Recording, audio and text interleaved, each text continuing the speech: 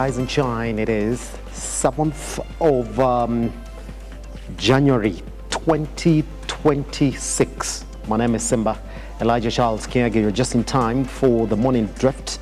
A lot of conversations that we're going to have this morning, but most importantly, what is happening in the political sphere or sector in the country, but more specifically, what's going on in the ODM party. There's an update.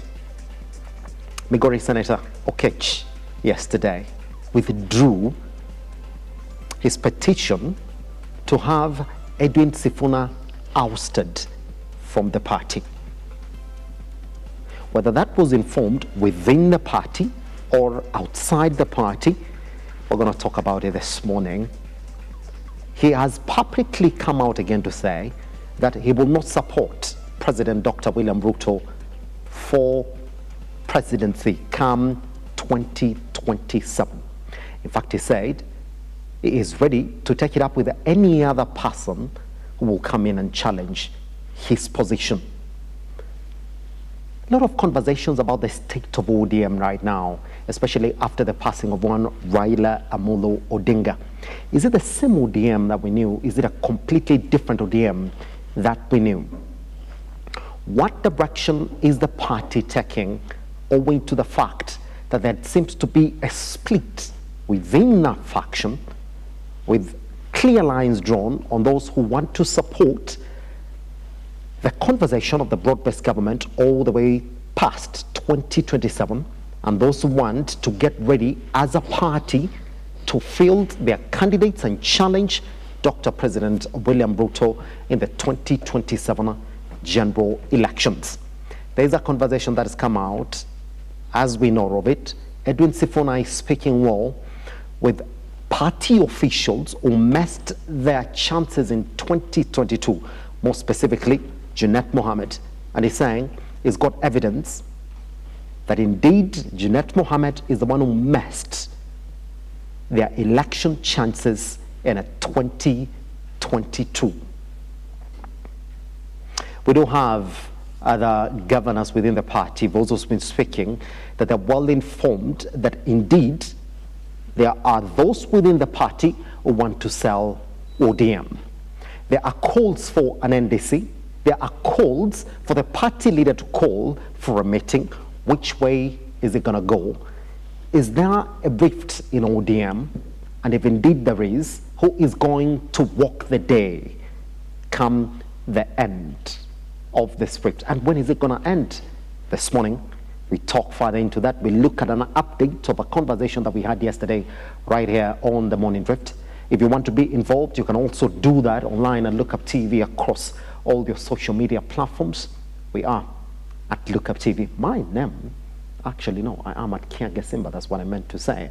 Another conversation that we're going to have this morning is also on the reopening of the schools.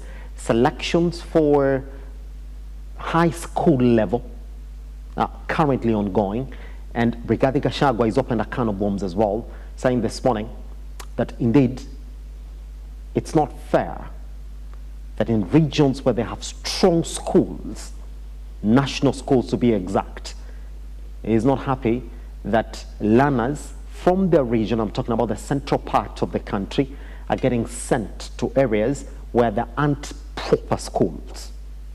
It's not a view that he himself is actually moving. A lot of Kenyans have come out to support him as well on this one.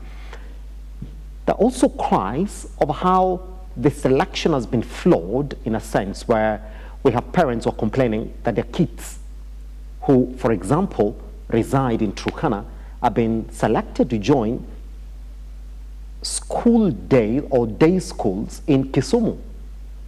Think about it. So your son has been picked to go to Kisumu, and that's a day school. So they're going to travel on a daily basis from Turkana to Kisumu to attend school. Do you support Gashagua's cry that in regions where there are stronger schools, that those kids who come from those regions should be selected to attend schools in that region? We talk about that this morning as well, and look at exactly what Kenyans are talking about on this. Our WhatsApp lines on your screen. Let's look at what you're waking up to this morning in your dailies. And as usual, we're going to jump into the Daily Nation. This is the big story. Betrayal, Ruto Moi falters. All right? Last year, we were treated to those good images of Gideon Moi and Ruto at State House. Turns out that there was a deal that they were putting together, and this is what the pact entailed according to the Daily Nation. A planned position for Mr.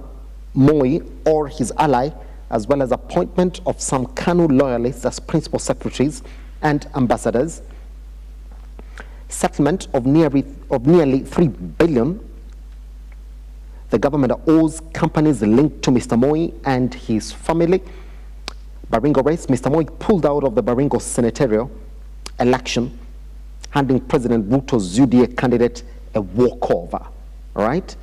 Political games, they call it, a studious silence from State House, an absence of appointments, and a growing unease within KANU have reignited questions over whether a political pact between President William Ruto and KANU chairman Gideon Moi, entered just days to the Baringo Senate contest, ever truly took off, or it has already unraveled. That story has been covered on page 4 and 5 of the Daily Nation. Good. Page 10, costly one page, parents to pay for strike damages in schools rules court. Parents of Leighton Boys High School have been ordered to pay 69 million shillings to cover damages caused by students during a strike last year. That is costly. That's costly. And you can't transfer your kid, by the way. You cannot. Because for you to transfer your kid, you need a transfer letter. And now the ministry said you can't transfer a kid from Leighton Boys High School. So whether you like it or not, you gotta pay that money. 69 million shillings to be exact. That's a lot of money. Oof. It's time for you to talk to your boys and girls or going to these high schools that, well, striking is not an option, you know? You'd rather just walk out and come home. That's gonna be averaging around what?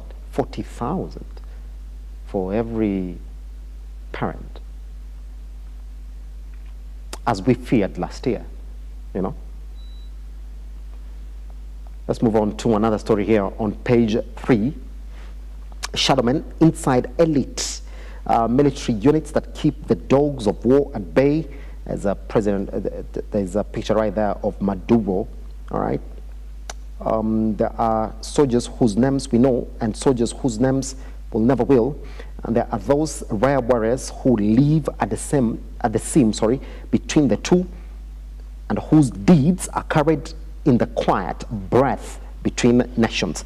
Our story has been covered on page 3. Party rows, Ida and the trustees step in to avert ODM implosion. After weeks of intense internal squabbling, the ODM board of trustees, appointed by the late party leader Raila Odinga, has stepped in to save the 20-year-old party from running aground. That story has been covered on page 8. Good. How the legendary Amboseli elephant Craig got his name. You're going to read that story on page 2. But most importantly here, there's a nice picture here of students going back to school. Students spotted in Eldoret City, Uasin Gishu County, as they headed to Border Matatu yesterday, as schools reopened for the first term of a 2026. Now that's how things are looking. Intern tutors planned jobs strike to hit junior schools. Also, that's a story that has been covered on page 10. In fact, for the entire of this week, in fact, starting yesterday, you will see a lot of students are back to school, and we'd expect that traffic for students is going to be on the rise from yesterday all the way up to Thursday or Friday, when we expect that majority of the schools then shall have resumed their terms. But for next week, we also do expect that the new students who are expected to join schools as from next week will also be joining schools. So we do expect there's going to be a lot of action on the roads. It comes at a time when, even yesterday, by the way, an accident occurred, and majority of the occupants of that bus belonging to a Guardian Angel bus company was carrying students. So drivers, it's important for you to be very, very careful as you get on the roads this week, because you are carrying small souls, or the little souls that are going back to school. Good. Let's cross over and look at the Standard this morning as well. This is what it's talking about. We just look at the headlines that we have this morning. Here it is. Rigged system fears. And this is a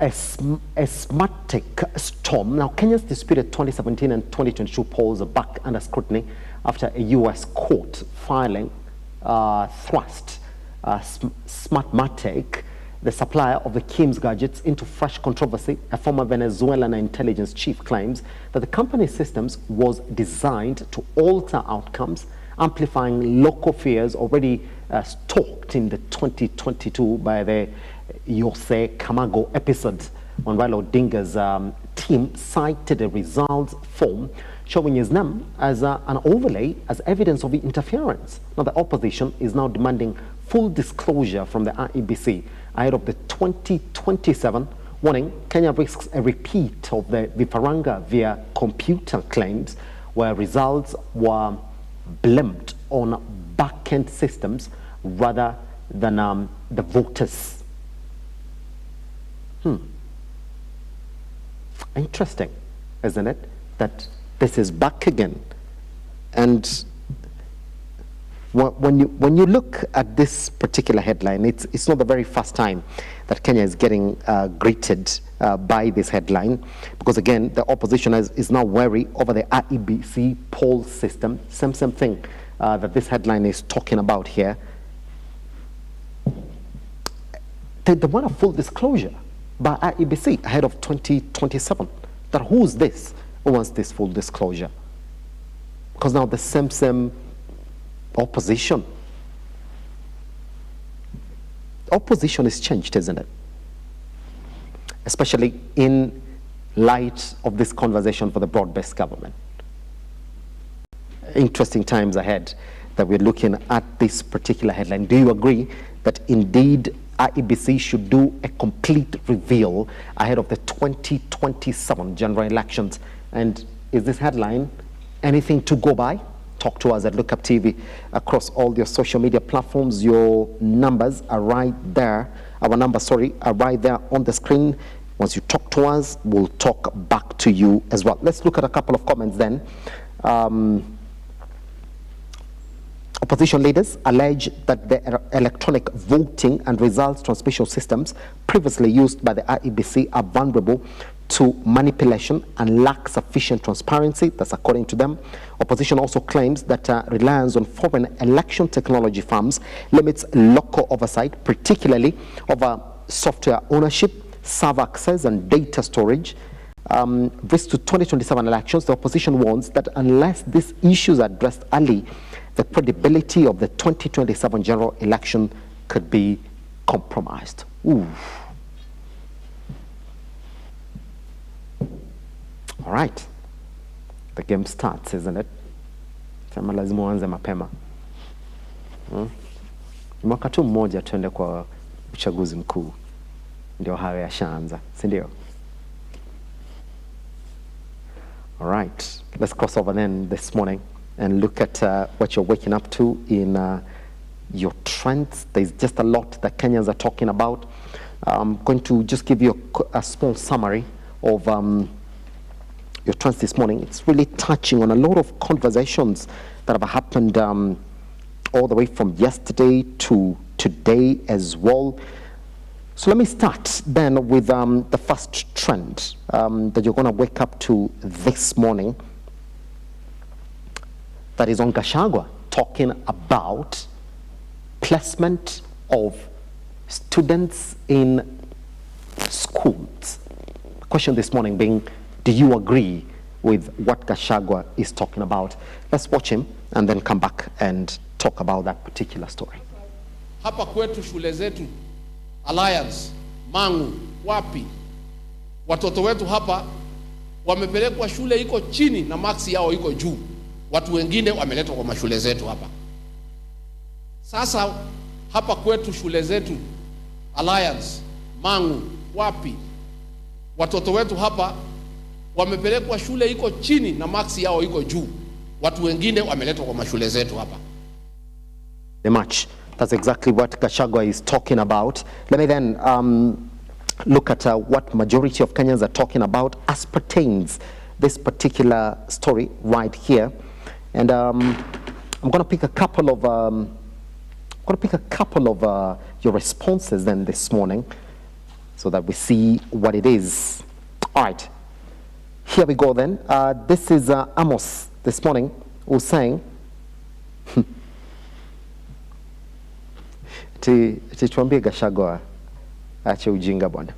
Hizo shule mnaita national schools hazijajengwa na CDF. That is national resource. So mambo ya kusema watoto wapeleka kwa hizo shule muache. That's exactly what he's talking about, because the placement of, I don't know whether the conflict is on placement to national schools, but we do know the criteria. National schools are never built on a city of money, are they? They're not. Yeah, and this is what Amos is talking about this morning. All right, we continue this morning then and see what the rest of you are talking about this. Let me just read two more. This is Kipruto, who's saying, you cannot start talking about your area having better schools, because that, in its essence, is corruption. How is it that the rest of the regions in Kenya do not have the quality schools? Let the selection continue as it is. It's important to think about, yeah. So why do some regions have better schools than others? Yeah. Is it historical corruption, as this user is observing?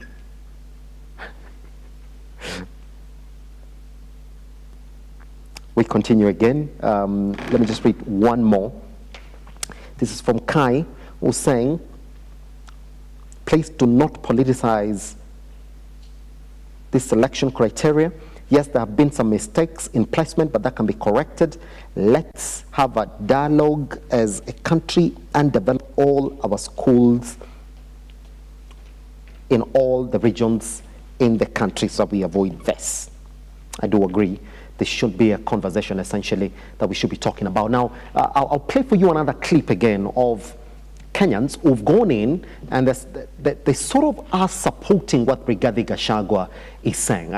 But we've got to listen to what it is that they're saying this morning. It's another conversation that extends on the placement of schools. So Kenyans went online and looked at what Gachagua was saying. It's good so that we get what their train of thought is this morning and see exactly what other Kenyans are also reacting to these Kenyans who are talking about it. All right, getting told that we are getting that ready. Good. All right, let's then move into other trending issues this morning. And I'll cross over to one. Kenyans are celebrating, not Kenyans celebrating, but one for the Kotu Secretary General. That is Francis Atwoli. Is a man who's retained that particular position since 2001. That is 25 years. Looks as if now, again, trade unions, 42 to be exact, have come together and they now say they are supporting him to continue holding that particular position. And as you look at it, it can be interesting when you look at it from a man who's been at this position for over 25 years. Look as if it's going to be 30 now. Yeah? Should we be saying congratulations, or should we be worrying about this man holding that position for that long. For those who don't know who Francis Atwoli is, there he is in the middle. Good. Let me just read a couple of sentiments here. Titus Tex, who's saying a good dancer knows when to exit from the stage. Say a big no to this. How else to expect the youth to gain experience? Can you imagine if your son will still be jobless because someone of your age has been holding his current position? Mumbo, who's saying, what became of Ernest Nadome, who you were grooming to take over as SG? Muga saying, have some shame, old man, have some shame. Leon saying, you must retire, mzee. All right? Tulu saying, if it is you who paid for the lunch, then it is wrong. Newman, Mukira, umesema mzee, umesema utenda retirement, ukienda sayuni. Block was saying, you and the 42 general secretaries are failing us. Our pay slips have been raided on. You don't represent the wishes of the workers in the country. I mean, for us, it's just to say, congratulations Atwoli, because it looks as if you're still in office. That's it. That's the best we can say. But hopefully now, you can heed to some of these calls here so that you can, you know, help some Kenyans free their pay slips, as they say. Good. All right. Finally, let's look at what's going on in Uganda. There's a disturbing clip that we watched in our studios yesterday of journalists getting assaulted. Let's take a look at it.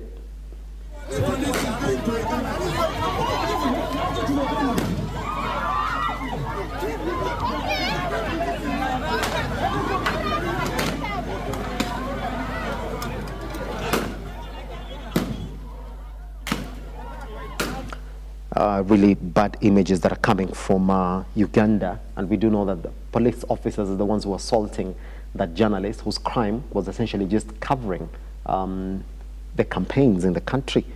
All right, Major, Uganda security forces appear to assault and strangle a journalist covering Bobi Wine's all times is out to campaign. Yeah, what happened to Venezuela can repeat itself. This is totally unacceptable. That is Allowance Kitama. Press freedom is non-negotiable. This is so wrong on all levels. Served by another officer, as you can see, actually. It's another officer who came to help him from the grips of the other police officers who were assaulting him. Finally, then, this morning, since it's the 7th of January 2026, let's look at what Kenyans are celebrating today. It's Raila Amolo Odinga's birthday.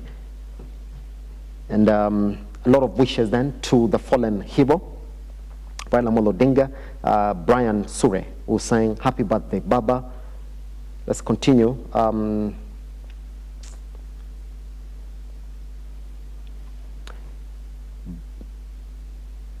Mtoto wa Buktana asema, we're waiting for his anniversary. Syrian was saying, let's celebrate the man, the myth, the legend. Don, who's saying the OG lives on. Mercy, who just came in and said, Joey. There's a lot of tribute message again for one Raila Amolo Odinga, the Prime Minister of the Republic of Kenya. That's it. Some of the trending issues are going to make their way into our coverage this morning. Let's then take a tiny breather. Once we come back, we're going to look at the power struggle that is within ODM. And the question is, should Sifuna walk? Once we come back right here on The Morning Drift. Good morning. My name is Simba Elijah Charles. I can see you on the other side of the break.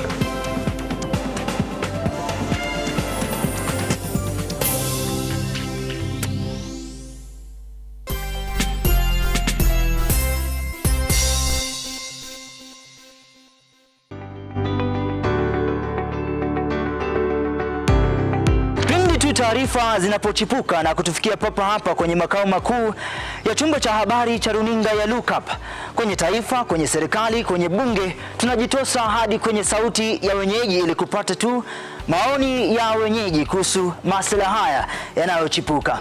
Maana hii kitu inaenda kuumiza Mkenya kwa tax. Hakuna kitu tunafurahia. Nothing. Absolutely nothing. Sisi tunaumia, si ati tunaumia ile ya kiukweli. Juu maisha ni ngumu. Na bila shaka tunapata maoni yao ili sauti yao ipate kusikika. Na watasema hili, waseme lile, watasema hiki na waseme kile, almuradi sauti yao ipate taa. Mambo ya mafuta tena imekuwa ni changamoto zaidi kwa kila mtu wa bodaboda. Uchumi ikikuwa stable, tunaamini mambo itakuwa sawa sawa. Kwanza liko na ria wasa wa boda, mama mboga nini. Hao sasa ndio wamefinywa zaidi man.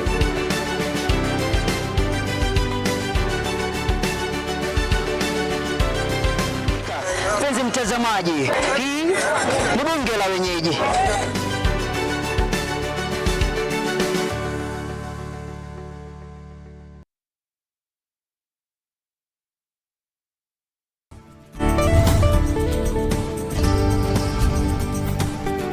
I recall the doctor telling me that day, he said, "Sarah, I'm sorry about what happened to you, but you see, life happens. You would have to learn to work with your hands, depend on your hands more." And today, if you're going through anything that you do not understand, just call on this name, Jesus, and he will save you. I realized I loved music when I was about 7 or 8. I used to puff my cheeks and play the 12-bar blues. Like I'd walk around the house doing like. Why do we need the Holy Spirit? I mean, if you look at what Jesus said when he was leaving, he said he is going and that he will send the Holy Spirit as our helper. So God knows everything since the end, from the beginning, has a plan for your life. So to find that plan for your life, you must find God. When you find God, you will know the path for your life.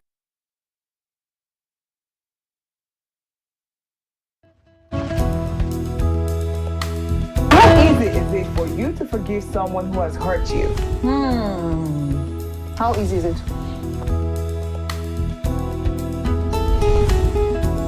What are some tips, a person can apply to improve their public speaking skills? We all have personality lazy somewhere around us. In my mind, whenever I'm invited for a public speaking event, I don't like to put a lot of, accessories or too many colors. What are the major things to look out when choosing a school for a child? Another cheesy conversation starter is, men do this a lot. They look familiar. Have we met before? No. We met again. Nobody is buying that line again. No, we don't. We don't buy it anymore.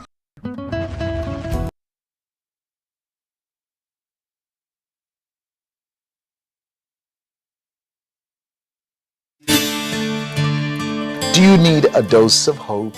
If so, you are in the right place. We think of ourselves around here as hope dealers, delivering truth, power, and inspiration to hearts and minds all over the world. If nothing else has worked for you, why not give the God thing a try? For it's in the presence of God that you'll find everything that you need. Amen.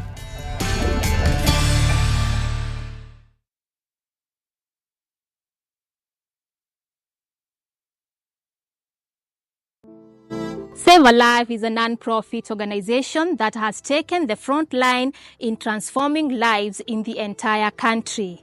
So far, we have transformed life of over 100,000 people through our programs, which include medical support, youth empowerment, street family program, feeding program, and climate change. Join us today as we transform lives. As we always say, service to humanity is service to God. Save a life, transforming lives.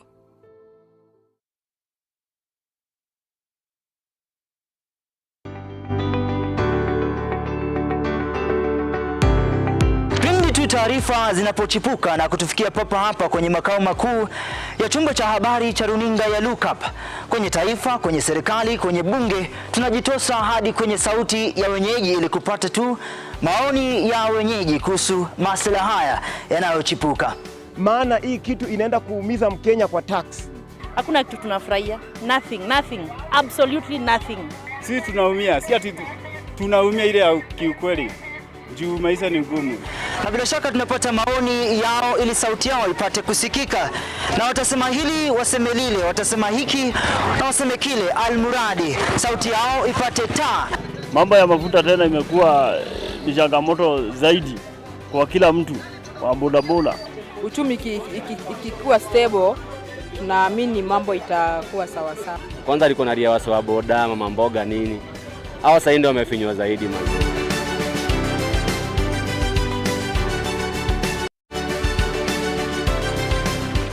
Mpenzi mtazamaji, hii ni bunge la wenyeji.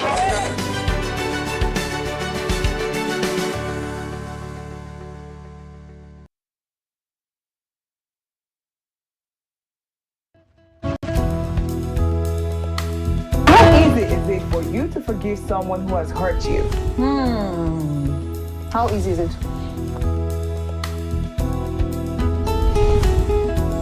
What are some tips, a person can apply to improve their public speaking skills? We all have personality lazy somewhere around us.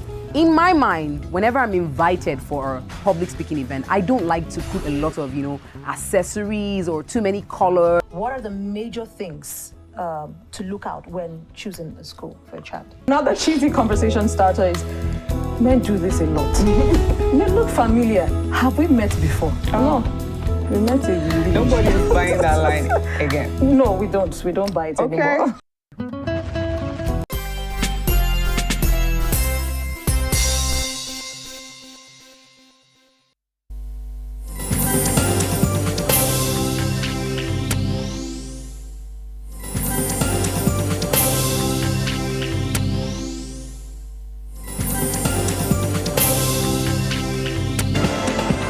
All right, welcome back to Look Up TV. My name is Simba Elijah Charles Kiage.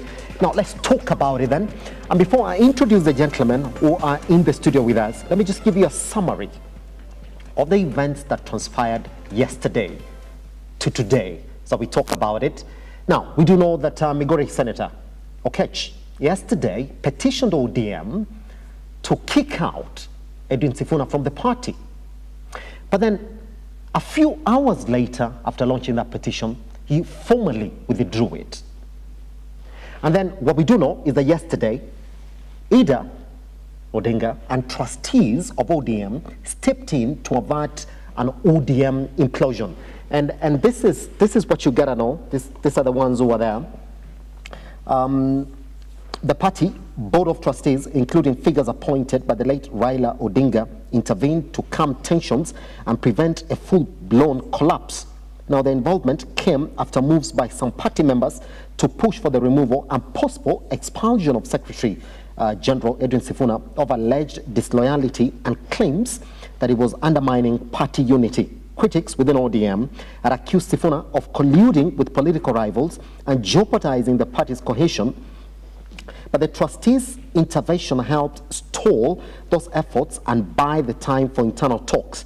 Now, a high-level meeting involving senior party leaders has been scheduled to address the disputes, with the trustees playing a certain role in managing the crisis and averting an immediate implosion. That is as of yesterday. Now, what has Sifuna said himself? You gotta know this. Sifuna is come out to say, in the event that ODM supports Ruto's bid for 2027, he will walk out. He has also said that as it stands now, he dares anybody within ODM to come and try and push for his ouster. According to him, nobody has the powers to kick him out. What has he said again? He's gone on to launch an attack of some party members, case in point, one Junet Mohammed, and accused him of sabotaging the 2022 ODM chances of winning the presidential elections. Case in point, he, Junet Mohammed, according to Sifuna, ate the money that was supposed to be used to pay the agents who were supposed to come in and supervise the election process in a 2022. Now, what are some of the accusations that have been leveled against Sifuna. Number one, he's been accused of disloyalty, indiscipline, and abusing of the party members as it stands. Which way for Sifuna? This morning we ask, should Sifuna walk? As the question that we have for you this morning.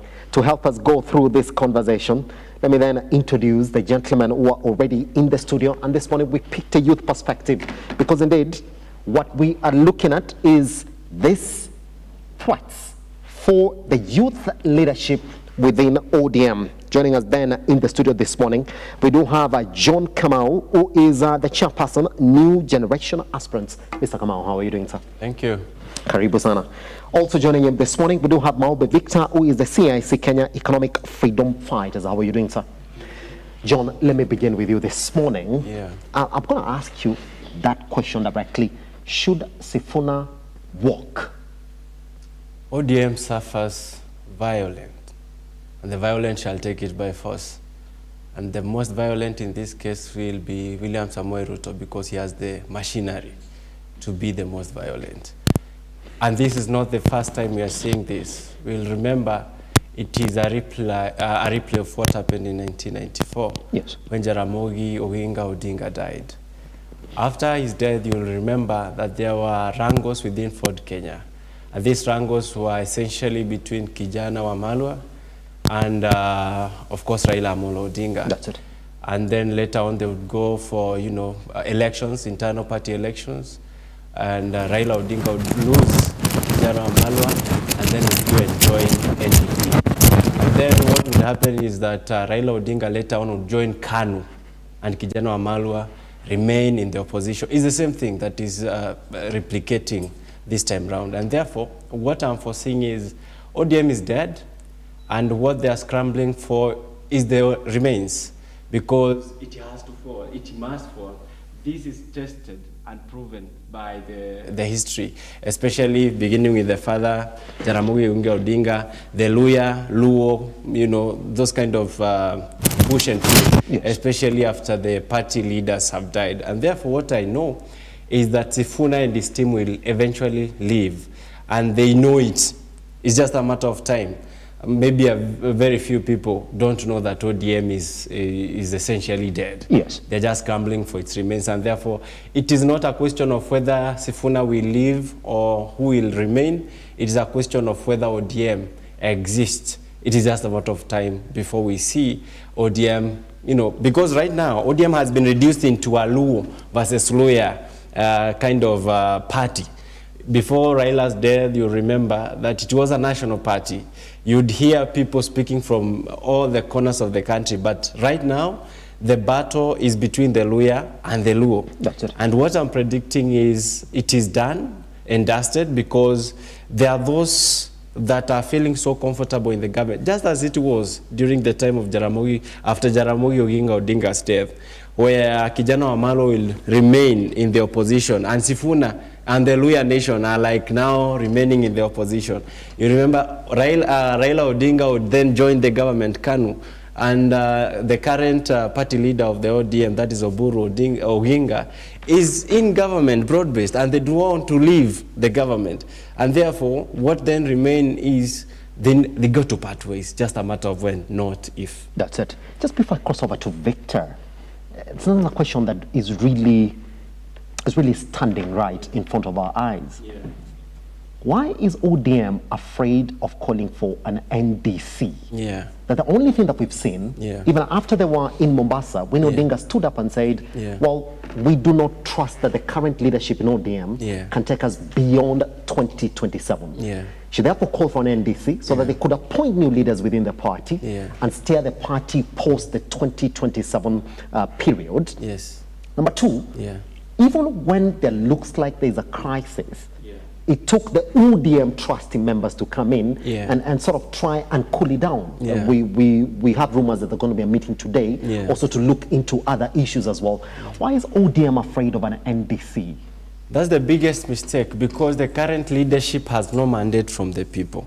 And therefore, Buru's leadership is questionable because people are feeling he doesn't have mandate, he doesn't have a say, he's a toothless dog to say the least. Because I don't challenge him. Raila Odinga did not assume his father's position immediately after his death. Yes. And for him to assume, he needed to contest with Michael Kijana Wamalwa. So, but you see the transition after Raila's death has been mishandled because essentially structures exist to ensure that there is no vacuum. And they bypassed the structures and went right ahead to appoint Oburu as the party leader of the ODM, ignoring the fact that there were deputies in the ODM structures, whom by the constitution were supposed to assume power after Raila's demise. But that didn't happen. They bypassed the structures and decided to do what? They reduced ODM into a family inheritance sort of a thing, bypassing it directly to Oburu Odinga. And that is why he doesn't have a say. He can't give the direction because people are challenging his mandate. They're challenging his authority as the party leader of ODM. And therefore, if they wanted ODM to survive, Raila never feared the people, but Oburu does. Because I don't know what he's afraid of. Because young men like Sifuna, young men like Babu Owino, they would maybe have liked to contest for that seat. And so many other people would have wanted to contest for the party leader's position within ODM, and any other position for that matter. And therefore, I think the transition was mismanaged. Yes. And I think from somewhere, because ODM has been known as the most democratic party in the country for the time that Raila Odinga has been its head. But after his death, we are seeing voices all over, people wanting to claim leadership of the party without mandate from the people, and that is what ODM is suffering. I would say, because we've known ODM all along, including those of us that never belonged to ODM a single time, we've known it as one of those parties that never feared the people. And they've always spoken the voice of the people. And actually, even the wrangles that are in there is because there are those that are now speaking for government. Yes. ODM is not known for speaking for government. ODM is known for speaking for the people. They've been telling us that it was born in the streets, the struggles, for the new constitution and all those changes. That is what ODM is known for. But right now, there is a faction that is comfortable in the government. And there is another faction that, like Sifuna and the rest, who knows nothing short of fighting for the people and speaking the language of the people. Should you tell Sifuna to praise the government, then you've taken the fish out of water, to say the least. And therefore, that's why we are seeing what we are seeing. There are those that are comfortable within government. They are saying it's our time to eat. But there is a faction that knows ODM that speaks for the people. Pretty much. I'll be coming to you on the chances that the youth leadership now within ODM have. Would this be the right moment for them to take up this opportunity and move forward with it? And what benefit would really have them if they stay within ODM? Victor, let me cross over to you, and I'm going to start same question that I put to Mr. Kamau. Should Sifuna and company walk if they feel disgruntled within the party? Sifuna is the, first of all, Happy New Year. To you too, man. Sifuna is the duly, actually is the legitimate, or rather is actually the bona fide Secretary General of ODM party. Telling Sifuna to walk, under what ground should Sifuna walk out? Remember, before the demise of the party leader Raila Odinga, there were two antagonistic sides within the ODM party. Yes. We have the young Turks, who were associated with the revolution of the Gen Z revolution, the likes of Babu Owino, Sifuna, and the rest. And we also have the old Turks that go to government, the so-called experts that were donated by the former Prime Minister, who is now the late. Now, the two divided sections of within the party did not get an opportunity to mend this gap. So the demise of Raila Odinga came so quickly. But if you reflect back on the politics of Raila Odinga, yes, I think he was taking double chances with the government. He could not fully trust the government by fully bringing the party in to support the broad-based government. He had to leave another faction to maintain the support and the base of the people. Yes. So what happened is that his demise came so soon, and now the party has to struggle with and this is a testing point for Oburu Odinga as the party leader, because Raila Odinga, when he was given an opportunity to speak and he was responding to these two different sides within the same party, all he said is that Sifuna actually is the spokesperson of the party. And on the other side, he defended the team that went into government and said they are just experts who are helping William Ruto up to 2027. That's what Raila Odinga said. And even before his demise, there was a question that was posed by some journalists, and he was asked, will ODM field a presidential candidate in 2027? He said, who said that ODM will not be on the ballot? Now, I want to bring this back to the current constitution of parliament. UDA party is the majority party with about 145 members of parliament, followed by ODM party by law, which makes it the runners-up party at 83 members, which is the official opposition, you know, in parliament. The minority, we have the leader of the majority and the leader of the minority. Leader of the minority comes from ODM, right? Now, if we are going to 2027 elections, this is the argument that most young people are having, especially led by the faction by Edwin Sifuna. We are headed to the 2027 elections. We have new parties that have come up. We are talking about DCP. DCP in the previous by-elections, they managed to get seats. A 6 months old party beat big parties in places like Narok, like Kariobangi, where ODM had dominated. And there was a very close range between the bigger parties that have existed, like ODM exists for more than 20 years, and a 6 months year old party. The margin was so small. You know, if you look into how DCP performed, this tells you that if ODM is going to lose their official, if they don't field a presidential candidate, if ODM does not field a presidential candidate, it means that they are going to support William Ruto according to the broad-based government pact.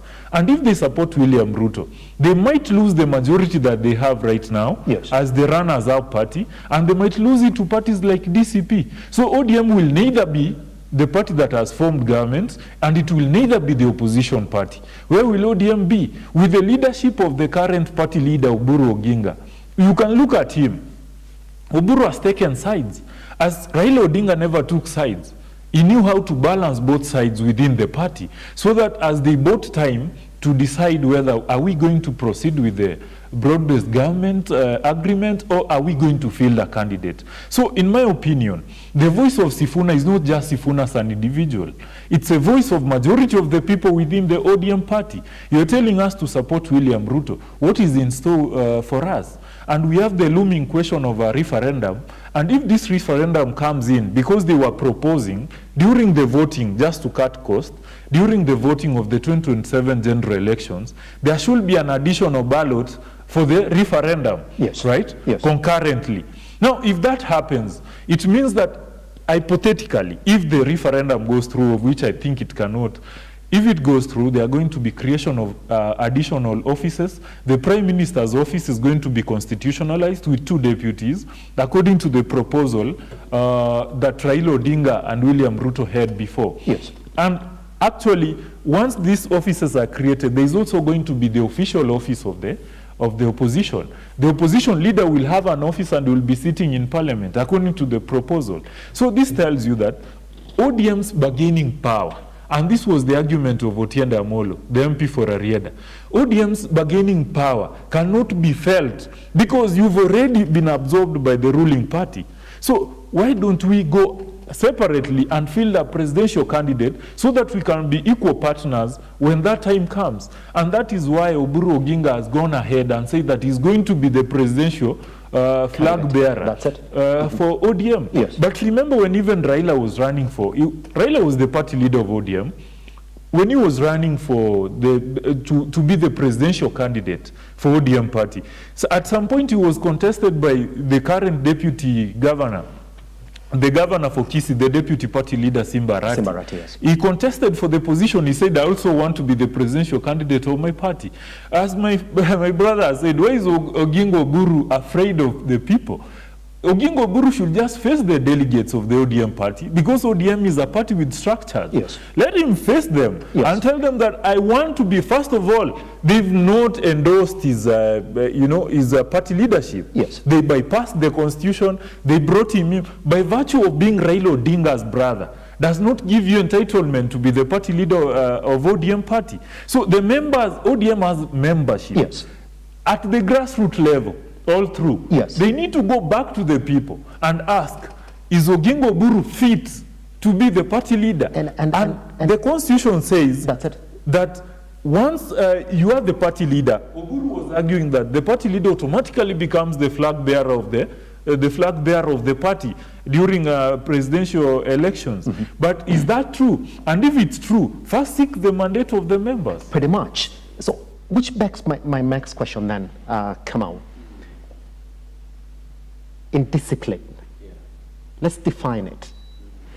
That you had an opportunity, you, as Sifuna, and the likes of Babu, and the likes of James Orengo, and the likes of Anyang' Nyong'o, during that period, when Raila Amolo Odinga passed, to go petition the party leadership and tell them, look here, now we need an NDC immediately because our party leader is passed on. We need an NDC right now so that we, the party and the people, can choose the respective leaders of the ODM party. But guess what? They didn't do it.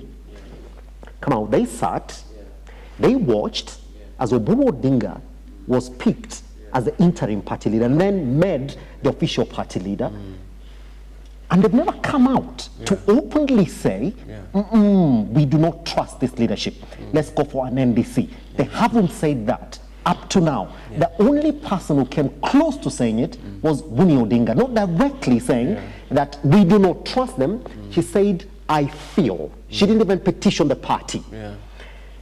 Does indiscipline begin from there? That you had the chance to get in your views and call for an NDC, you did not. So why speak right now?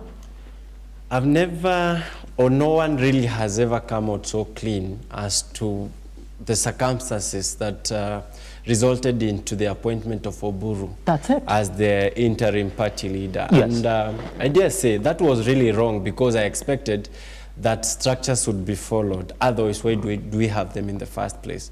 Why do we have deputies in the first place? Including in the national leadership, we have the deputy president. It's not debatable that after the president is not there, the deputy assumes. It's not debatable. It is the power, it's the way power is structured. That's it. So I think that was a failure. But I also think that the circumstances surrounding his appointment were quite emotive. They were emotional. It was emotional because you'll remember that he was actually the chairman, co-chairman of the burial of his brother, together with the Deputy President Kithure Kindiki. And therefore, I think those that made that decision thought that this would be, it will be balanced. You know, appointing him will bring some sort of balance because now people who love Baba would then feel more comfortable when his brother is the one now that is leading ODM. But that has not happened. And therefore, what needs to be done, mistake made can always be corrected. They need to go back to the people. Oburu, you know, Raila never second-guessed himself. That's it, but then Kamau, you're the one who's saying it. Because now people are questioning the likes of Sifuna and the likes of James Orengo. What specific problem do you have with ODM? Say it. But they're not saying, even as we speak today, come out, they're not coming and saying it. Like, we don't want to Oburu Odinga, we don't want you guys to come make this difference. Let's go for an NDC. Nobody has said that. Yeah. So I think, I don't know, but I think you see most of these leaders, I don't know how they got into where they are and the positions they hold. For example, someone like Junet, where does he draw his mandate? Like, you know, some of these people that you, some of these officials that you see in the, or you find in the party, and I think they're all afraid to face the people for elections because then that puts their position in jeopardy. And therefore, I think most of them are just afraid. Raila never second-guessed himself. That is what I was saying, because he knew it doesn't matter anytime, any day, anywhere. You go to the people, he has, you know, he has support from the people. And that's why he would even challenge William Ruto publicly, you know, demanding of him to stop the abductions that were happening in the country. But Oburu Odinga cannot do that. He's a choir master, a praise and worship leader. You know, a party leader of the ODM party is now a worship team leader for William Samoei Ruto. That has never been heard of. And therefore, I think that's what is emboldening people like Babu Owino, people like Winnie, to see that vacuum, because they've known Raila Odinga to stand for something. And they do not know Raila Odinga for cowing for anybody or any authority. He was a political demigod by himself. And therefore, looking at Oburu Odinga, he's weak. He cannot give any direction because he's been shifting goals. When Raila died, he was of the opinion that we are not in government. But that has been changing every now and then. If you followed through what he's been saying, you realize that to some point he'll say, we are not in government, we are in broad-based arrangement up to 2027. And then at some point they'll say, as ODM, we are going to look for equal partners, suggesting, he doesn't need to say it clearly, suggesting that ODM will not be affiliated. At some point he's saying that I'll be vying for president through ODM, and anyone who wishes to vie for president within ODM ought to find another party. That's not democracy. And I've been a youth leader in a political party, and what I know is whoever the political party gives any member of that party right to vie for whatever seat they feel they want. That's it. And therefore, if there is any other member, apart from the party leader, who would want to vie for presidency, they have that right within the political party. And I know the Constitution, they are all the same. I've read all these constitutions, including the ODM constitution. There is no member that has no right. It is not a preservation of the party leader to vie for the presidency. That can be challenged. And therefore, when Oburu comes out to say that anyone who would want to vie for presidency using ODM ought to find another party, that shows you that he's trying to dictate things within ODM. And he doesn't have that luxury. He's not Raila Amolo Odinga. He's his brother. People do not recognize him. People do not respect him. That's why he's being challenged every now and then, and he's always in defense mode. Not to defend the party, but to defend his position as a party leader. I would dare him. If he really believes in himself, and if he really thinks he can vie for presidency, let him subject himself to the delegates of ODM first, before he can even think of coming to the Kenyan populace to elect him for as a president of this country. Yes. I'll be giving you a specific comment that came in this morning. Somebody who likened whatever Sifuna is doing with the Gen Z movement. We'll be coming back to you on that. Same question to you, Victor. I mean, why complain right now when within the party you can actually, as Edwin Sifuna, rise up and say, look here, I'm calling for party members who want an NDC today to petition the party leadership so that we hold an NDC and choose party leaders that are supposed to guide this party in the right direction. And before you come in with that comment, let me just read to you what Simbarati said yesterday after one Migori Senator Ketch filed his petition to have him removed from the party. This is what he said. He came out and strongly shielded Edwin Sifuna, declaring that Sifuna is the mouthpiece of the party. He continued to say that his criticism of the government is the genuine position of ODM rank within that party. More confusion. Yes. Sifuna is on record a number of times, even in front of Oburu, saying that ODM is run by the people, and saying that ODM's position in 2027 should come from the people. And he has been insistent on the fact that they should go to the people and ask the people how they would want their party to be run. And therefore, he's on record. He might, we do not know the internal party politics that go on, and whether we've never heard of any, top management committee of ODM meeting held, say for this one that was called to seize the fire. But what I know is Edwin Sifuna is on record multiple times calling out on the party leadership to go to the people and seek to know which direction they would want the party to steer. That's it. Victor, come in. What my brother said is true. And Simbarati, this shows you that the rift is still even at the topmost leadership of the party, because Simbarati is one of the deputy party leaders of ODM. That's it. When he says that Edwin Sifuna is the spokesperson of the party, he's speaking on behalf of the party. So we, as the people from outside who are watching this drama unfold, we are really not sure, is it a power play that they have within the party? Because if you listen to Simbarati before, he's been pro the broad-based government. But after some time, there's been a lot of flip-flopping. This speaks this speaks that. So what happens is that the question on the table should be, is ODM going to field a presidential candidate in 2027? Because ODM has support across the country. It's a 20-year-old party.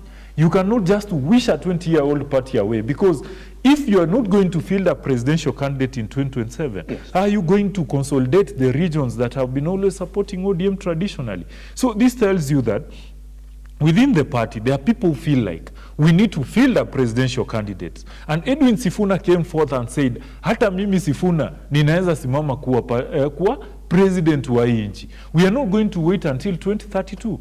So political parties are formed to take power. But what kind of route are they going to use to take power? If you listen to Gladys Wanga, the chairperson of the ODM party, she says that ODM has to form government or has to be in a coalition that is going to form government. So which coalition are they talking about? Yes. So when Edwin Sifuna attends a burial in central Kenya and speaks the way he spoke in central Kenya, this tells you that the politics of the united opposition, they also have a role to play within what is happening in the ODM party. Because the united opposition is trying to call out the government of the day and trying to say, okay, this and this has not been done properly. But the government, the ODM party, which is supposed to be the official party, the official opposition party, on the other side, they are supporting the government in whichever way. They are not calling it out in any other form. So all I'm trying to say is that what Edwin Sifuna is speaking, Edwin Sifuna does not speak as Edwin Sifuna. This is a faction within the party. And actually it's actually revealing itself, and we should be shocked. Because you might find out that majority of the leaders within ODM party, because when Okech brought out the petition to kick out Edwin Sifuna, actually what made them pull out the petition is not about the outcry or anything. Yes. It's about the protests that had been staged by elected leaders, including governors. Majority of them wanted to walk out of ODM party, and the party will collapse. So when Oburu Odinga got wind of that information, it's when they said, okay, we can solve this problem amicably without actually going the petition way. And if you look at the content of the petition of Senator Okech, they're accusing Edwin Sifuna of working with rival parties. Who are the rival parties here? Who are the rival parties? Because when we talk about the united opposition, they are calling out the government. ODM did not form government in 2022. They just have an existing friendship within the government. Their mandate is to call out the government. So Edwin Sifuna has done no mistake. In fact, if there are people making mistakes, yes, it should be the people, the broad-based government. That's it. Yeah. So. Pretty much. As we wait to fix your mic, yeah. Now let me just read for you a comment here that came in yesterday, because we've been having this conversation since yesterday, and I bookmarked it because I found it very interesting, and it comes from one Anne Maya, was watching us yesterday and said, interesting conversation. I didn't get to read a comment yesterday. Can you kindly ask your guests on that panel, hopefully Anne, you're watching us this morning as well, can you kindly ask your guests on your panel to look critically into what ODM's young leadership is doing? Goes on, I liken this to the Gen Z protests. They knew what they were fighting for, they knew who they were fighting, but when it came to who their representation was, when they came to who their party was, they claimed they are leaderless and they are tribeless. Goes on to say, when I look at Sifuna, it looks like a man who's gauging the right war against the right people, but when you ask him what he wants, he doesn't know. Is that where the indiscipline part comes in, Kamau? Because then, if you are disgruntled within the party as Edwin Sifuna, and you're saying, well, we belong to the people, nobody's stopping you from walking out. Yeah. Come out. Yeah. Nobody's stopping you with the young leadership within ODM to go out and form your own party and go back to the same people with the same mandate.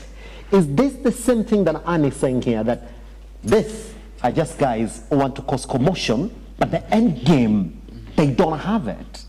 I would not be quick to say that Edwin Sifuna doesn't know what he wants. He currently is the senator for Nairobi.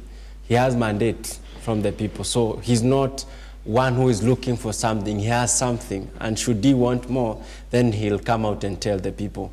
What I would say is, again, you don't... Come out, in respect, yeah, in respect yeah, to what Edwin Sifuna is saying. And sorry for me to take you back, because Anne looks like she has a point. Edwin Sifuna is saying, from where he sits, the broad-based conversation is dead. Because the 10-point agenda that was supposed to be implemented, nobody is talking about it. It has never been implemented. So according to him, it's done. He says that if his party supports Ruto in 2027, he's going to walk out. But as it stands, even the party leader is pushing the party into a conversation with the president.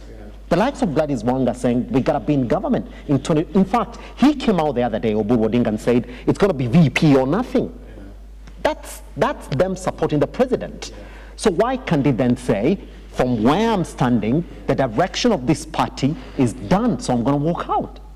See, after Moses died in the Bible, it is recorded in somewhere in the New Testament that there was a wrangle, some sort of wrangles between the archangel Michael and the devil. That's it. And therefore, as I started by saying ODM is dead, and now what they are doing, they are trying to scramble for its remains. Every faction, they want to carry as much as they can from ODM, because and you can't just leave a political party. It's just like a family.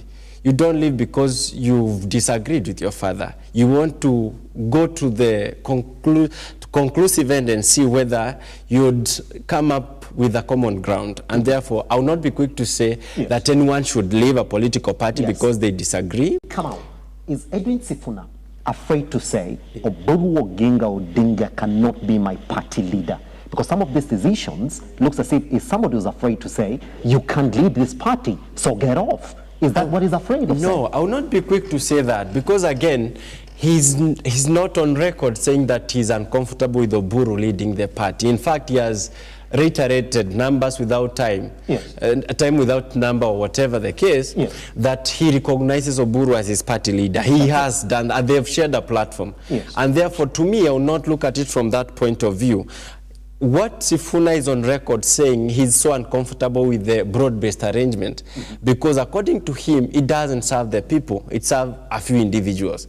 And what he's been doing, which I would do or everybody else does, even in a relationship, before you kill a relationship, you want to stay on and try to argue your point. You can't just leave without making a point. Everyone is making their point. Those in the broadcast are making their point. Those that are opposed to it are making their points. And therefore, it's okay to have that space, but we all know how this ends. And therefore, there's someone in ODM, a member, who is as confused as probably most of us are as to which direction ODM party will steer come 2027. And therefore, those people maybe are looking up to Sifuna to give direction, and others are looking to people like Oburu Odinga to give direction. And therefore, it's a matter of convincing as many as possible, should they get to a point of departure, so that by the time you are going whichever direction you will, then you'll have leverage. And you see, we are talking of broad-based as if it's only ODM that donated experts into government. Jubilee also donated. I would only say that ODM members have shortage of table manners. They are speaking so much. If you look at the Jubilee appointees, no one is talking. Jubilee is punching the government every single day. But people like Liki, and you'll never hear him speak. People like Mutai Kago, you'll never hear him speak. The board of chairman, KRA, you'll never hear him speak. But these people from ODM, table manners is not there. And those are the people that the president is using to actually dismantle the remaining ODM. Because they are not members of ODM. They resigned. Legally, they are resigned. They cannot vote. They do not have vote for ODM. When they were being appointed, the first thing they did was to resign from the ODM party, and therefore they are not members. But they've been used as if they are still the leaders of that party by Ruto. And you have to put it in mind that they are government officials. So Ruto is using them as his machineries, like what he did during the by-elections. He used Rocco, the CSs, to go and campaign for him. So he's using his CSs as campaign and political machinery to dismantle the existing political parties like ODM. And therefore, what I can say, it's not like Sifuna is afraid to say, he's not afraid to call out. His position has been clear and very consistent for that matter, including when Baba was alive. You remember the sentiments of Simba Arati. He's just echoing what Baba once said in a Nodia meeting somewhere, that Sifuna is the mouthpiece of that political party. And Baba knew that Sifuna has not changed tone. By the way, he's been very consistent throughout, even when Baba was alive. And therefore, we cannot really crucify this young man because his stance is known. Baba knew it. Yes. And therefore, even Oburu or whoever it is that is including Kasmuel, my brother, let's, Kasmuel is at the risk of being misquoted. Yes. Someone's lapdog. He's just being used to bag. And you see, Sifuna has mandate. Yes, come on. I want you to hold your thought right now, because once we come back from this tiny breather, I'll be putting you gentlemen on the task, because some of the questions that we got yesterday was that the young people in this country now have to make a decision whether they want to support the likes of Edwin Sifuna and the likes of Babu Owino, who are hitting their party hard. But even as you say that you're supporting them to what end? It is 2026. They are fighting their party. They haven't given you a direction that we as a young people, the young leadership in this country, this is exactly what we need to do. Are they fighting the right war? Or they should have already made a decision right now and point us, the young people in this country, to the right direction. Some of those concerns, I have them right here, and I'll be putting them across to you. Question being, should Sifuna and company walk? Once we come back right here on The Morning Drift.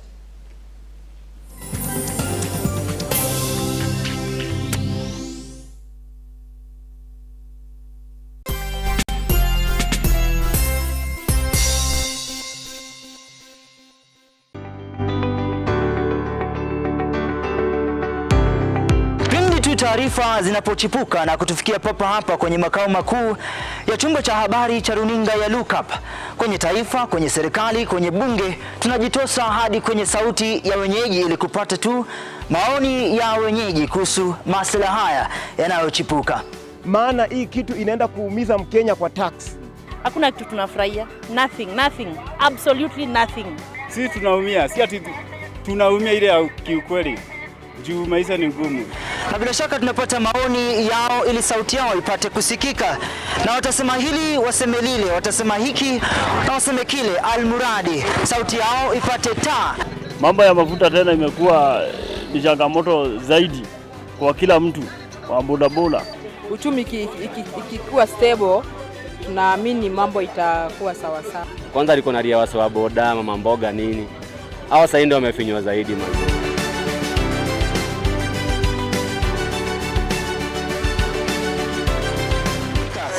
Mtazamaji, hii ni bunge la wenyeji.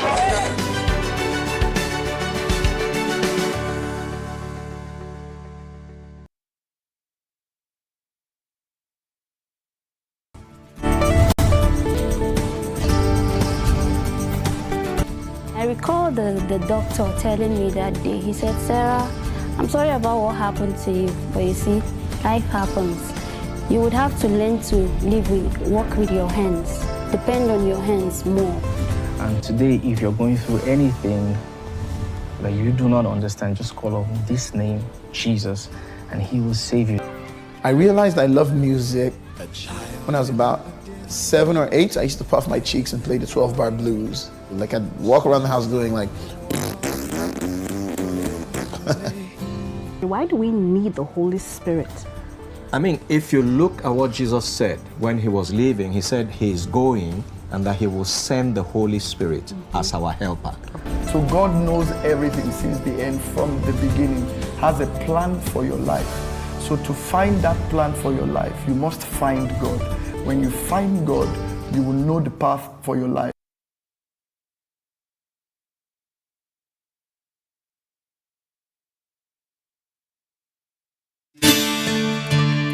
Do you need a dose of hope? If so, you are in the right place. We think of ourselves around here as hope dealers, delivering truth, power, and inspiration to hearts and minds all over the world. If nothing else has worked for you, why not give the God thing a try? For it's in the presence of God that you'll find everything that you need. Amen.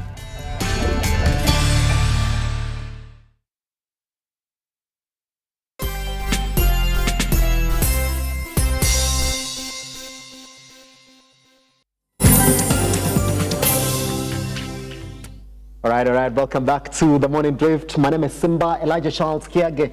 Still with Mr. Kamau and Victor looking at the position of the young leadership in ODM, but most importantly, one Sifuna. Now, gentlemen, before we went on break, I told you I've got a couple of responses here that we gotta go through very, very fast. Young Kenyans who are wondering what is the direction that Sifuna and the young leadership within ODM are going to take. Now, Victor, I'm gonna start with you. This one is from Samson. Samson is saying, I watched the ODM at 20 celebrations in Mombasa when Babu Wino asked the leadership why they would think that he is not fit to hold a position in the broad-based government. Same thing to Sifuna, who stood up, same thing to Winnie Odinga, who stood up and challenged the party to take a unified direction. So Kamziana asks, why can't they make the true ODM? Okay, first of all, the demise of Raila Odinga caught everyone by a surprise, but you'll be shocked that even at his grave, Raila Odinga is still holding his base intact.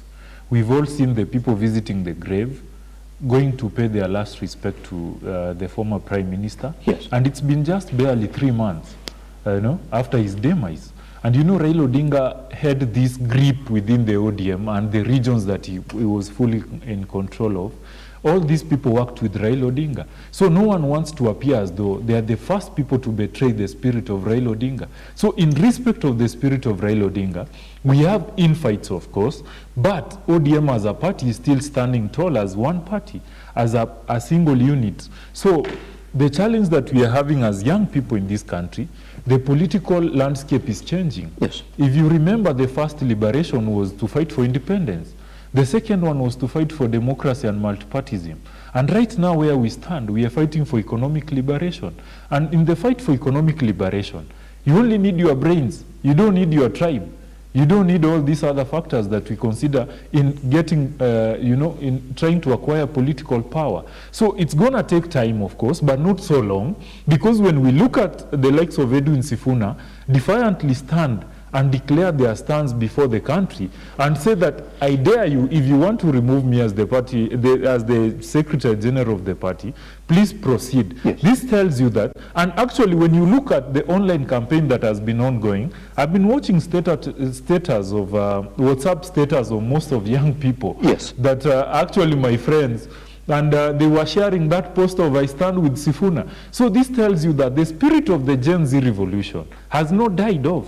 Actually, it's taking a new shape. So the likes of Edwin Sifuna, they know very well that the old tax within the ODM party, of course, they've arrived. They feel like being the CS or being part of government, that is the final journey that you can have in the struggle to get to power. But there's a new baby that is being born right now. Actually, the African woman is pregnant. So this baby that is called the economic liberation movement or the economic emancipation movement is coming up. And you can find it in people like Winnie Odinga. Winnie Odinga is the daughter of the former Prime Minister Raila Odinga. But when she stands and differs with the uncle, the blood uncle, this tells you that the ideological differences or the ideological evolution is true and it's happening. So the question by my fellow Kenyan asking, why are these young people still in ODM? Yes. Why can't they just take an action and leave? Look at people like Edwin Sifuna, they are elected under the ODM party ticket. They have a 5-year contract with the ODM party. Look at people like Babu Wino. They are elected and they have a 5-year contract with the party. So remember that if you want to expel yourself from the party by leaving the party, it means that you have to go and seek fresh, mandate from the people on a different party. Of course, Raila Odinga did it, through NDP when he left Ford. But the thing is that at this point, we are just left with around 1.6 months to elections. It's actually 1.8 months to elections. And it doesn't make sense for you to leave the party and form a new party right now and actually contest on that party because the national elections are coming. The question now comes here, do they have a backup plan? Is there anything on the background coming up? That is what we should ask ourselves. Remember before that we had what we call the Kenya Moja faction. In fact, the team of Edwin Sifuna, they're actually members from across all political parties. Because Ndindi Nyoro is part of that, Mdoni Mshomba is part of that, yes. Right? We are talking about ODM Young Turks, the likes of Caleb Amisi. We are talking about Edwin Sifuna, Babu Owino.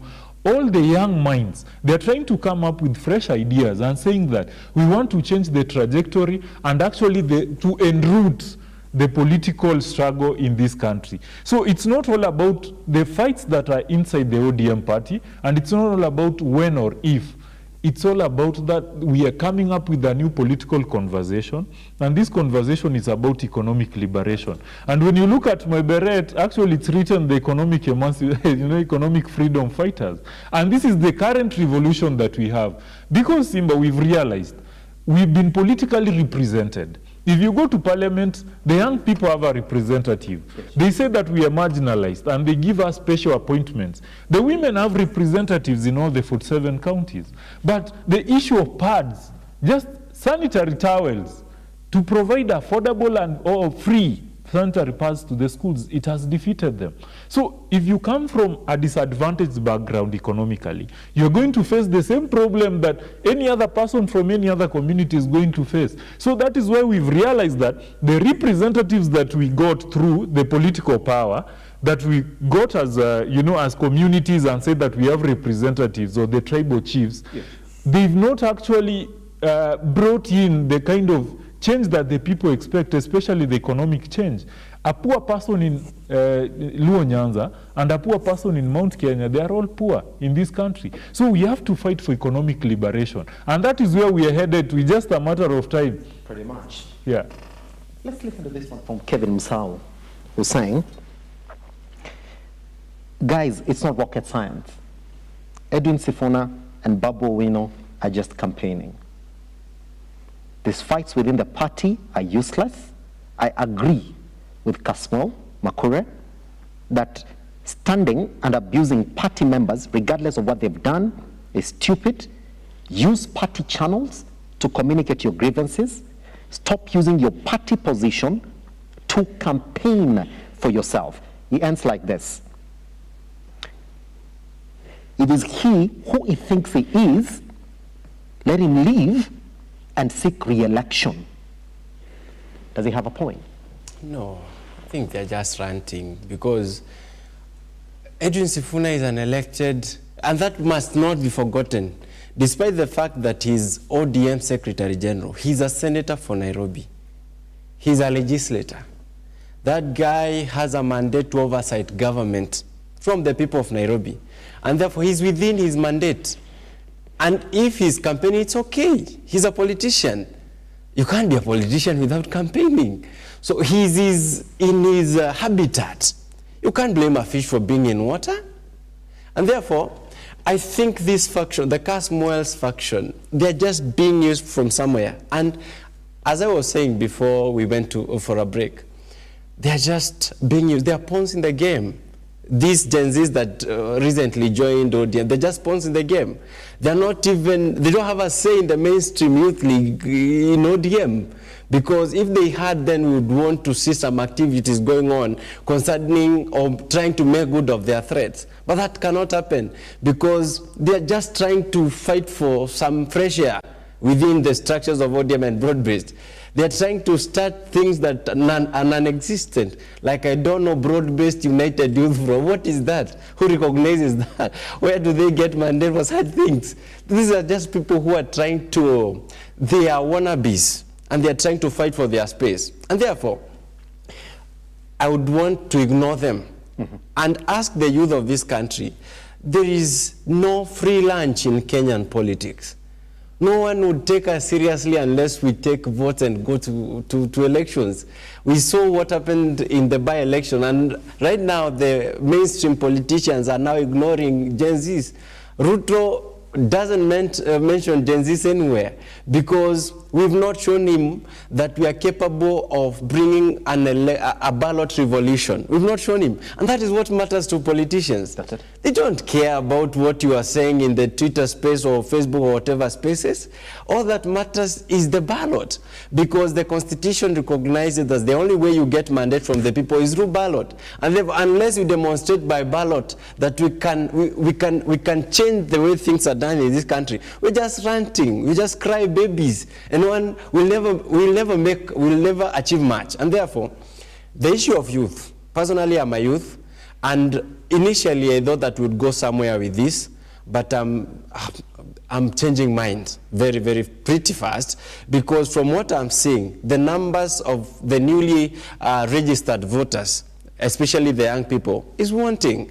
It's not inspirational, even for some of us that are young, upcoming politicians. It's not inspirational. We now have to go and scramble for votes from the young people, just like anybody else, because those are the people that have votes. And that is what counts at the end of the day. And therefore, it is far-fetched to think that Edwin Sifuna is using the SG platform to either campaign. It's far-fetched. It has no basis, because this is a politician. And even before becoming the SG for ODM, you remember that he vied for a certain seat in the Western Kenya. Though he failed, he sat for the exams, only that he was not an A student at the time. But later on, he would be elected by a whooping majority in the Nairobi County. Yeah. He's a serious politician, he's a serious leader that people is taking seriously. My only cry is to, and let me talk to the government of the day, because I know we are within our final minutes of this discussion. Yes. Speak to the things that are ongoing within the country, and that is what ODM should be doing. Yes. As my brother has alluded to time and again, that ODM party is supposed to be the official opposition party within the Kenyan structures, but it is not. Some of the things they should be talking about is like school capitation. You realize that only 26 billion was disbursed, and the schools owed over 22 billion last year. And therefore, if they'll prioritize paying the bills that they have, they only remain with 3 billion for all the learners. That means that every student gets 109 shillings a whole term. So in other words, the education sector is dying. The Rironi Mau Summit Road that is being constructed, 200 billion. Kenya lost 7 billion by just cancelling the initial contract between Kenya and the Russian. And the Russians we lost 7 billion. No one is talking about this. The lecturers were on strike, demanding for 7 billion for almost 6 years. But this is the money that the current regime is willing to lose just to sign another contract with the Chinese. And we want to tell them, currently, we are paying 25 shillings per litre for road maintenance levy. And this is the money that should be used to construct our roads. We are paying taxes. The taxes increased when this regime came to power from 8% to 16% for fuel, just to ensure that we have good roads. But now they want to subject the Kenyan citizens, especially those that use that road, to Chinese servitude. And we are telling them we cannot pay Chinese and this government tax. And Ruto must decide whether he wants to continue collecting taxes from Kenya or he wants to delegate that role to the Chinese. We can't pay taxes to two people from different countries. Yes. Ruto, and you see, Kenyans have been saying they do not want housing. It is not a priority project for them.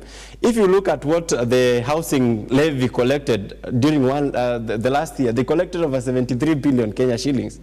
You realize that if they collected for just 2 years that money and just renamed it from the housing levy into something like critical funds, then we would have that Mau Summit Road within 2 years, yes, financed by the people instead of subjecting us to Chinese servitude for 34 years. And therefore, as my brother is saying, we are looking at these things critically, economically, and anyone that is not speaking these things, anyone that is lying to us that road, because it has had all these accidents, we need to pay Chinese to construct, it's a lie when public funds are being wasted. Pretty much. As we get close to the end of our conversation, Victor, I'm just going to point you out to what Gladys Wanga said before I frame this question to you this morning as well. And this is what he said, that the broad-based government conversation is an important conversation for the development of this country. Therefore, You should not burn your house as you push for the interests of the party. That's her addressing Sifuna as well. So with that in mind, what would be your proposal for the way forward for the ODM party and Sifuna included? In fact, for the young leadership within ODM. ODM is a protest party. And actually, that's why when Winnie Odinga stood, he said ODM was not formed in a boardroom. And it's not pillow talk, actually. Yes. Because ODM, when you look at the trajectory, or rather the point of view of Gladys Wanga, she even forgets that in the just concluded by-elections, William Ruto was supporting the Arokos. He had sent there, William Ruto had sent this guy called Evans Kidero, the likes of Obado, to go and support Aroko. And the deputy party of Gladys Wanga was actually supporting the rival candidate of the ODM candidate, who was Boyd. Yes. So Gladys Wanga is actually one of the people who are in the worst places politically. Because if William Ruto wants to replace him today, it's something that he will do with just a single phone call. So Gladys Wanga should not question or divert attention to attack Edwin Sifuna, or actually to question Edwin Sifuna. Yes. What Gladys Wanga should ask for national development to happen, there is no way we are going to have something like the National Infrastructure Fund that is targeting 5 trillion shillings when we have a national budget with a shortfall of more than 600 billion. We are running 2 budgets at the same time.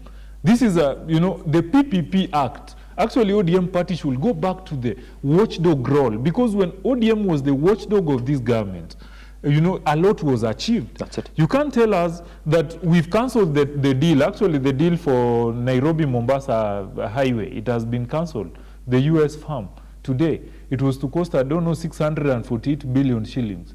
It has been cancelled. But through those cancellations, there are fees incurred in that, as my brother said. So ODM should come back to the real issues affecting the people. Stop diverting attention. What Edwin Sifuna says, what he doesn't say, that is within the party. But when it comes to the people and national development, stop diverting attention and telling us that broad-based is... Can you name one project that is ongoing in Luo Nyanza, now that they are saying they're in government? And I want to echo the words of James Orengo. Orengo said the only person who is in government is the person who is on the payroll of government, who is receiving salaries from the government, and who is being paid by the government. So you cannot assume that the whole region now is part of government, and we turn a blind eye to the things that are ongoing in this country. Yes. So first, the PPP Act has to go down if we want to save this country. The PPP Act means the worst for this country. Secondly, this issue of the National Infrastructure Fund, that fund has to be cancelled, and that money has to be channeled into important things, especially for the sale of public assets. Right now, government has been called from recess by 26th of this month, just to pass, this PPP nonsense that is ongoing in this country. So we need this country to prioritize things that affect the common person. And these things are economic. If our economic situation is doing well, we don't need to be listening to all these gymnastics or all these things that are ongoing by... Actually, they are distractions by the political class. So I want to demystify what Gladys Wanga is saying. And actually, Gladys Wanga is there by mercy, In fact, in the last elections, if it were not for Raila Odinga, Gladys Wanga will not be the governor for Homa Bay. She wouldn't be there. So she should turn down. Edwin Sifuna is speaking on behalf of majority of the party members, and we've not seen protests from the members of the ODM party saying that we want Sifuna out. It's actually a section of those people at the tip of the leadership of the party that are saying that. In fact, majority, actually there is online protestation in support of Edwin Sifuna, which is vice versa to what they are telling us. So in a nutshell, all we are saying is that ODM has to go back to their role. It's a protest movement which was born out of agitation and reforms. Yes. So what kind of reforms is the broad-based section of the ODM party trying to bring to the people of Kenya? What kind of reforms? There is no reform they are pushing. People like Kasmuel, actually, when I hear Kasmuel speak, sometimes I wonder. Kasmuel, it's Raila Odinga who handpicked him Now Raila is no longer there. He's trying to fight for his space. How many new registered voters, as my brother put it, has Kasmuel registered, especially the Gen Zs? Has he even run a campaign to urge the Gen Zs to register as voters within the ODM party? As Kasmuel, has he ever been elected in any position? Apart from making love songs on and wherever on social media, you know? So being a leader does not amount to speaking good English or being out there and being eloquent. It's about action. Are you able to mobilize? Are you able to convince people that this idea or this ideology that we're introducing actually is the best among all the ideologies that we have? So Kasmuel is actually broke right now, if you can find out. Because he's a beneficiary of the handouts that come from political henchmanship in this country. Kamau, I want you to weigh in on what Gladys Wanga is saying as well, that regardless of your position, you should not burn your house and shun the broad-based government conversations because they're very, very important to the development of this country. And also, I want you to weigh in on what would be the next direction for the young leadership within ODM now, the likes of Babu Owino, the likes of Sifuna. What should be their next step? Is it continue this fight? I think Wanga does not know what she's talking about, because we all know under which circumstances broad-based was formed. You know, the government was going under, Ruto's government was going under, and actually Raila only joined hands to stabilize his government. There was nothing like development talk on that table. And there was now the 10-point agenda, which included now paying those that have been affected in the protests by the, the police brutality and such. So we all know under which circumstances broad-based was formed, and therefore telling us that there is development that is being discussed in whose development? It is her pocket's development, not the people's development, because as far as we are concerned, as my brother has said, that when someone or a politician comes telling you that you are in government, they are the ones in government. They are the ones enjoying the payroll. After all, in counties, we have counties allocation funds. It goes to every county in this country. And therefore, no one should come telling Wananchi that if we leave the government, we are not going to get development. That's a lie from the devil. And that's what they are using to actually bargain or to hoodwink the people for their own good. And therefore, the people must remain vigilant, because we cannot settle for less. None can settle for less. We elect governments to work for the people, for them, regardless of whether or not you voted for them, because we are in a democracy. We get leaders through elections, and not electing a leader should not disadvantage you when it comes to development, because it does not exclude you from, paying the taxes. Everybody pays taxes, and I believe you don't need to support the government. Personally, I don't support the government, not a single day, but I expect them to do my road, because every single month they deduct from my salary or from earnings without asking me whether or not I support the government. The direction of the young people. That's it. You see, they are only as strong as their support base. Their support base should be the young people, the Gen Zs and the millennials. The millennials have done quite well because they have the voters' registration cards. But the Gen Zs, who started a very serious conversation in this country last year, are so reluctant into participating in the electoral process in this country. And it starts by, being registered as a voter. And therefore, it is very difficult for Babu Owino, for Sifuna, for anybody to talk on behalf of the youth, because the youth do not vote. So at some point, they need to talk on behalf of those who vote, because that's the only way they'll be elected. And therefore, the first things first, let the young people, especially the Gen Z, first register as voters, and then we can have a conversation. For now, we can only talk, we can only make noise. We do not have, we don't have the leverage that we need. But as I wrap up my conversation, I want to say there is no way Ruto is leading us into Singapore. And every young person knows that. And I don't know where this preoccupation of the president in Singapore is coming from. It's like he's been, he's been employed by Singapore as their marketer. Because every single day he'll talk of Singapore more than he talks of Sugoi or of Nairobi.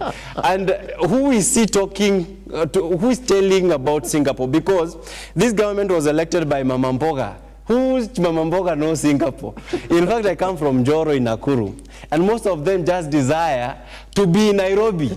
I wish you were telling Kenyan people, wherever he goes, that we want to start by making every other town like Nairobi city. People would relate.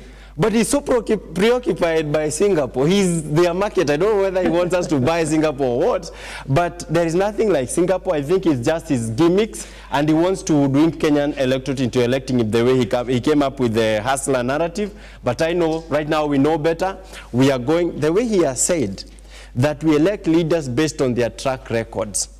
I want to challenge Ruto to prepare a long or a good record on the kind of deaths that have happened under his leadership. That is still a record. I don't want him coming to tell us about the affordable housing.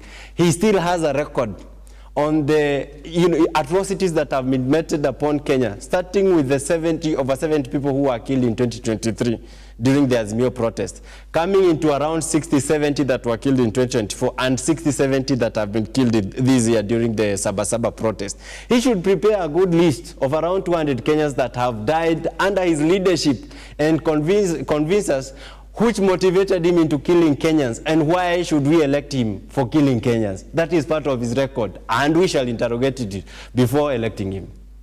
Pretty much. Gentlemen, I've got nothing more. I mean, that's exactly what it is. I mean, from that submission, you will know exactly where we stand as a country, as a young people, trying to, stake our foot in the Kenyan leadership. And if there's any biggest call that you can get from this morning conversation, I mean, you can hit to Kamau's call. I mean, go pick a voter's card, register. That's the only way we can help the likes of Sifuna and Babuino, if you want to help them in that sense. Victor, John, thank you very much for joining this morning. Yes, just 1 minute. Just a question. Yes. I want Kenyans to ask themselves about the affordable housing. It's built on public land, using public funds, but when they sell to you that house, now the question comes in, to who receives that money when you buy that unit, who is responsible to receive that money? That's it. Proper question. Well, that's it from us this morning.